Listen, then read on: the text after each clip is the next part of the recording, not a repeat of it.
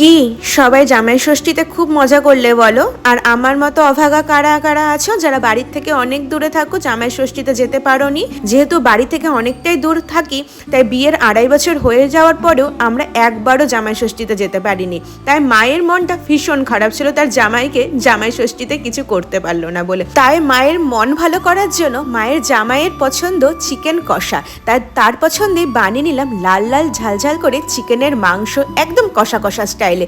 আর ও খুব ভালোবাসে ডিমের কারিটা, তাই ডিমটাও বেশ কারির মতো কষা করে বানিয়েছিলাম। আর এত কিছু বানানোর পরে ভাবলাম শুধুমাত্র ভাত দিয়ে খেতে কি ভালো লাগবে, তাই একটু বানিয়ে নিলাম এর সাথে ফ্রাইড রাইস। কিন্তু ফ্রাইড রাইসের জন্য না ফ্রাইড রাইসের চাল বা বিরিয়ানি চাল ঘরে ছিল না, কিন্তু যখন ভেবেছি ফ্রাইড রাইস বানাবো তো বানাবোই, তো কি করলাম, ঘরে যে আমরা বাসমতি চাল খাই সেই চাল দিয়ে আমি বানিয়ে দিলাম। খেতে কিন্তু বেশ ভালো হয়েছিল। আর সাথে নিয়েছিলাম 2 রকমের মিষ্টি, শুধু মাছটাই বাদ পড়ে গেল। ঠিক আছে, অন্য কোনো বার হবে, চলো।